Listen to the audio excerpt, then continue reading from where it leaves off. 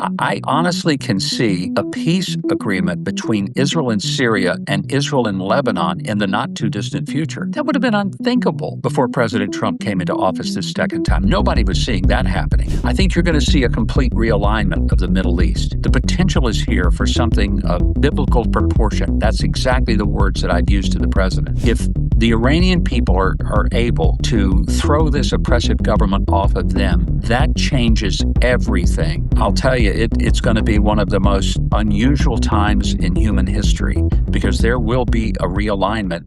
Well, it is my absolute privilege and honor to be joined today by U.S. Ambassador to Israel, Mike Huckabee. Ambassador, thank you for taking the time. Virginia, it is a pleasure to be with you. You know, there's a few things going on this end of the world, and so I couldn't think of a better time for us to have this conversation, but it's an honor to be with you.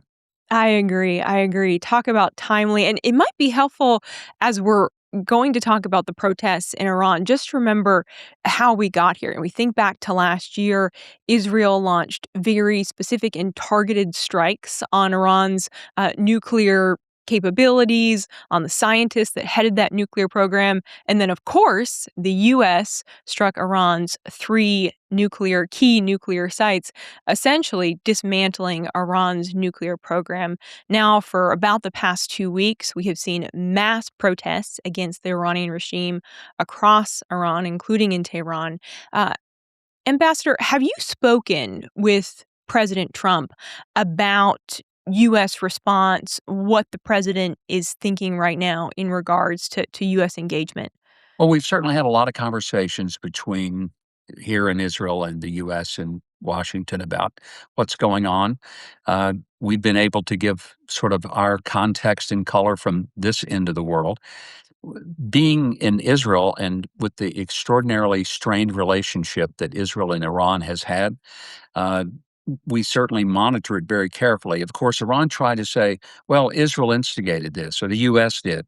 Well, the fact is, open source reporting is now that the Mossad was caught off guard by the whole thing, as were we. Nobody saw this coming because it has truly been an organic uprising of the people of Iran.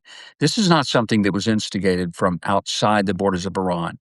This is because the people have finally gotten fed up and they wish to be unshackled from this very oppressive, radical government that for 47 years has made their lives miserable, destroyed the great and wonderful Persian culture that once existed in Iran. And now it takes about the cost of what was the price of an automobile to buy a loaf of bread. They don't have water. They've watched their government use the money that could have made them a better country, a great country, in fact, but instead they've supplied the Houthis, Hezbollah, and Hamas with millions, if not billions, of dollars of destructive weapons to murder people.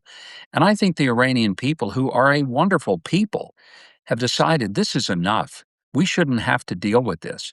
So it's something to behold, but the tragedy is that there are probably thousands of Iranians who have been killed by their own government, far more than were killed even as collateral damage during the 12-day war.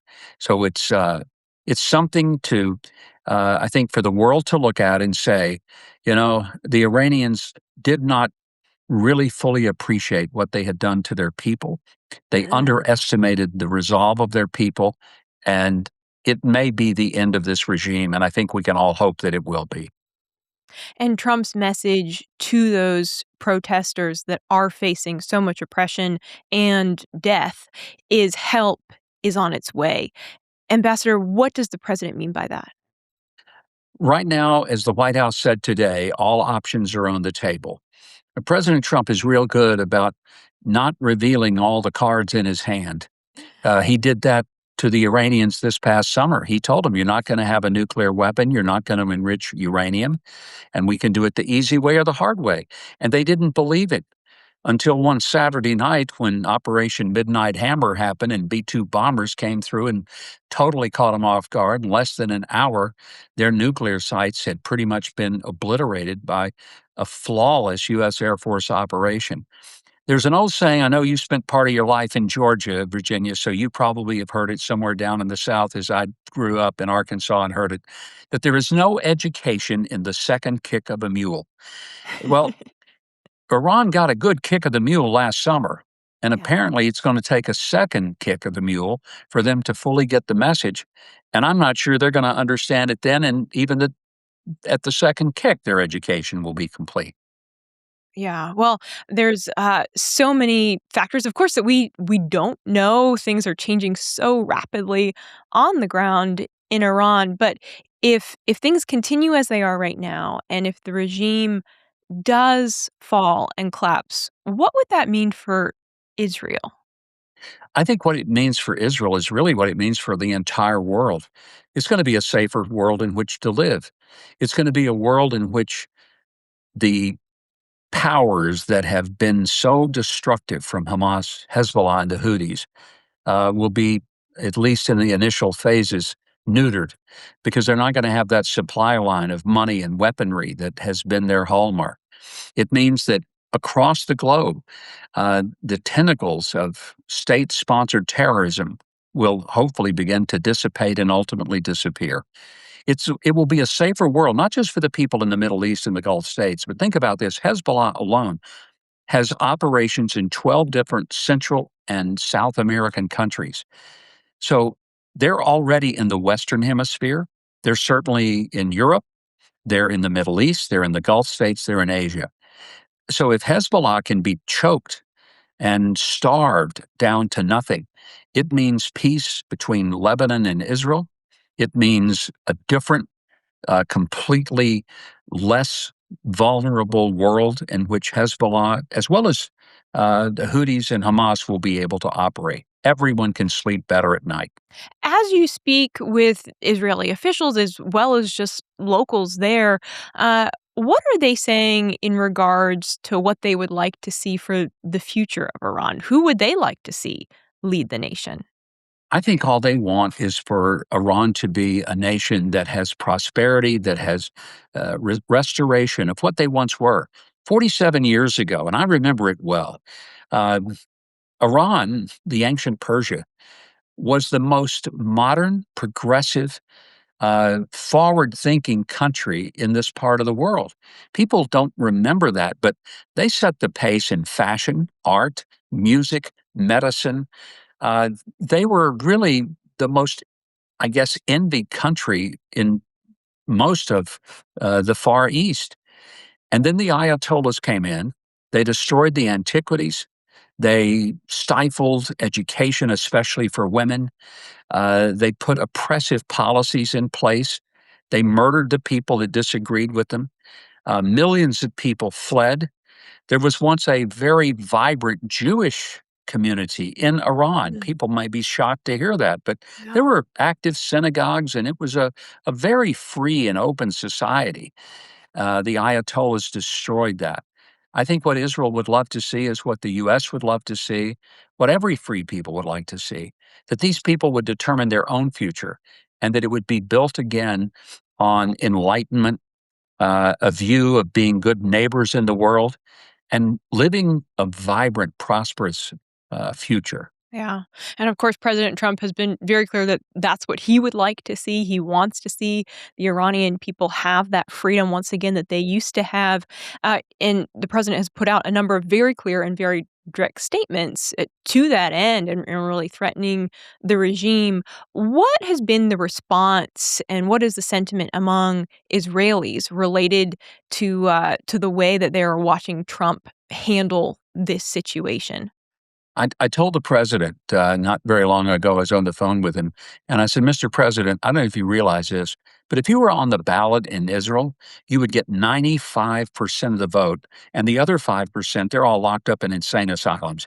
I said, you have no idea how beloved you are, because he has done so many things that has shown a real understanding of the value of our partnership. Yes, there is a great value to Israel. Americans don't understand the value to America, and it is immense. He does understand it. He's been the champion of recognizing the right of the Jewish people to live in their ancient indigenous homeland. He moved the embassy to Jerusalem, recognizing Jerusalem as the capital, recognizing Israel's sovereignty over the Golan Heights. There are so many ways in which President Trump has become the greatest president with no one even close in second place in the relationship. And I want to emphasize because, Virginia, as you know, there's a wave of anti Semitism and anti Yes. uh, Israel sentiment in the U.S., and frankly, just some outright Jew hatred that is very destructive.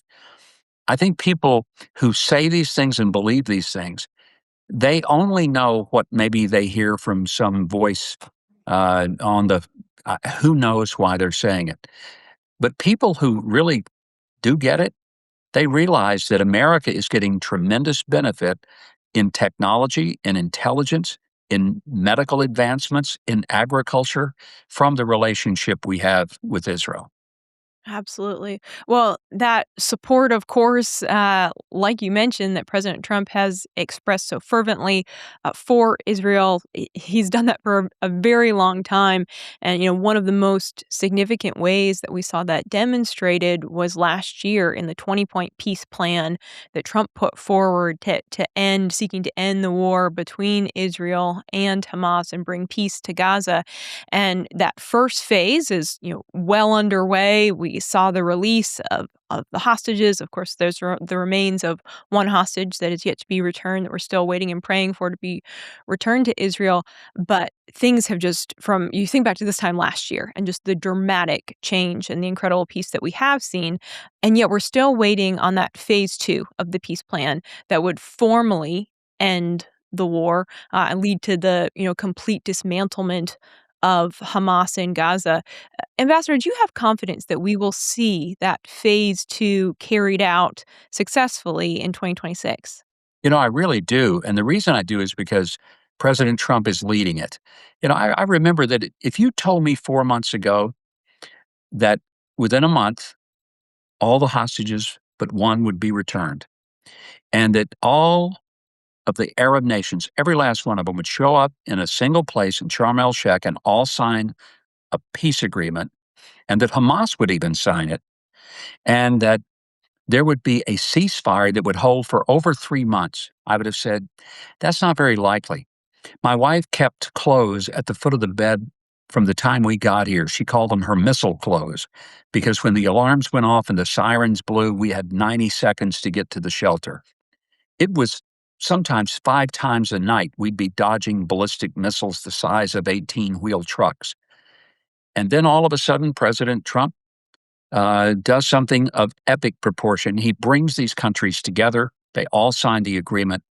Now, granted, Hamas has made two major violations. One, they haven't given back the last hostage, and two, they haven't surrendered and demilitarized. But barring that, everything else has fallen into place. And so I'm very optimistic, not because I believe Hamas will voluntarily do what they're supposed to do, but I'm optimistic because I've seen President Trump. I mean, you could just say he's pulled so many rabbits out of the hat. We got to get a new hat. And we're on track. Things, Board of Peace announcement, been postponed a couple of times, but the reason is because everyone wants to get it right rather than to get it quick. But it's moving, it's happening, and we're going to see that announced very soon. The technocratic government is going to be established. It's going to be a slow process because there is an immense level of work to do. Hamas spent 20 years messing this place up.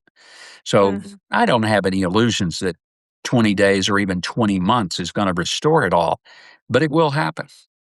It's a long game, certainly. You mentioned the Board of Peace, and we're expecting potentially an announcement in the coming week from the president related to who is on that board. This is, of course, a body of international leaders that are really going to help in that transition and establishment of a stable Gaza. Who would you like to see on the Board of Peace, Ambassador? I don't have any preferences. I'm just an ambassador, so I don't get to make those choices. I serve here at the pleasure of the president. And so, what I would say is whoever the president puts on that board, they're just exactly who should be on there. How is Yeah. that for a good, safe answer to give to That you? was very tactful, Ambassador. Totally. Well, in terms of that transition of power in Gaza, it's been fascinating to watch Hamas make diplomatic statements. Most recently, they have said that, they will essentially leave Gaza as soon as there is some sort of Palestinian leaders in leadership ruling. When Hamas makes those kinds of statements, how should the American people interpret them? I wouldn't let Hamas govern what's going to happen over here because President Trump has made it very clear they have no role in the future of Gaza. They're not going to be part of the governing process. Frankly, I would be better able to predict to you who's going to win next year's Super Bowl and give you the exact score than that Hamas would have any idea how this is going to play out. These are savages. These are not civilized people. They're not serious in the way of world players. They've done hideous, unspeakable things to civilian people. And so I take everything they say with a grain of salt. I Yeah. dismiss it out of hand as just their noise. And I would say, don't pay much attention to Hamas. Pay attention to President Trump. He's a winner, they're losers, and the whole world will continue to see that. Is there a consensus in Israel about who they would like to see, the Israeli people would like to see in leadership in Gaza? Not really. Virginia, I think the attitude here is that they're not going to try to pick the leader. That they have some aspirations about making sure that whoever it is and whatever kind of government it is, that it recognizes Israel's right not just to exist, but to exist in safety and security. That's all they want. They don't want to be in Gaza. They don't want to run it. They don't want to oversee it. But they are going to protect themselves from another October the 7th. They're going to do it from the border. They're not going to do it from within. I think the Israelis would just like to be able to have an extended period of time when mothers of Israeli children put their babies to bed at night, tuck them in, and they're not thinking that they're going to have to wake them up at 2 in the morning, scoop them up, and rush them to a shelter to keep them from being killed by Hamas or the Houthis or the Hezbollah or from some terrorist coming over from Judea and Samaria, breaking through the line and throwing a bomb at their home. Yeah, absolutely. In terms, a moment ago, you mentioned the disarmament of Hamas. Has that begun in any significant capacity? I'd say no. That's one of the great violations of the ceasefire agreement. Hamas, even though they've agreed to it, they signed it, they said they were going to do it, they haven't done it yet. There's still a lot of questions as to how it will be done and who will do it. It will be done. That I'm confident of, not because Hamas is going to finally come to their senses, but because President Trump has made it very clear this is going to happen. One of the things, look, I love this guy for a lot of reasons, but the biggest one, when he makes a promise, he keeps it. It drives people on the left utterly nuts because he'll say something and they'll say, there's no way he's going to do that. He can't fix the border. He'll never be able to deal with Maduro in Venezuela. There's no way. And, they'll come up with whatever he can't do. And then, by golly, he turns around and does it. So if he tells Hamas they're going to disarm, uh, they ought to go ahead and start packing up the guns because they're not going to have them forever. They just aren't. Ambassador, before we let you go, want to just get your thoughts. The Trump administration now, of course, second go around, been 1 year since Trump returned to the White House. Already so much activity, like we've been talking about, in the Middle East. Trump has expressed so much support for Israel beyond the issues that we have talked about today so far. What should the American people be watching, keeping an eye on as we continue to see the president pursue a strong relationship between the U.S. and Israel? Well, I think people in America would be shocked to realize that we have moved the peace process in the Middle East to a direction that I honestly can see a peace agreement between Israel and Syria and Israel and Lebanon in the not too distant future. That would have been unthinkable before President Trump came into office this second time. Nobody was seeing that happening. I think you're going to see a complete realignment of the Middle East. Um, the potential is here for something of biblical proportion. That's exactly the words that I've used to the president. Mm. And if the Iranian people are able to throw this oppressive government off of them, that changes everything across the globe. And I'll tell you, it's going to be one of the most unusual times in human history because there will be a realignment. It wasn't that long ago that Israel and Iran had a great relationship. That was 47 years ago until the Ayatollahs came. 10 years ago, Israel and Turkey had a magnificent relationship, a close partnership. Wouldn't we all like to see that again? Well, I think anything is possible. And it takes leadership, it takes a resolve. And President Trump has exhibited something that I've never seen, even in our greatest American presidents. He has a resilience that is unshakable, and he's got a resolve to do what he says. So I say pop the popcorn, get in a good chair, sit back, and hang in for the ride. It's not gonna be boring, that is for sure. Ambassador Huckabee, thank you so much for your time today. Greatly appreciate it. Virginia, it has been a pleasure. Hope we get to do it again. I hope so too. Thank you, sir. Thank you.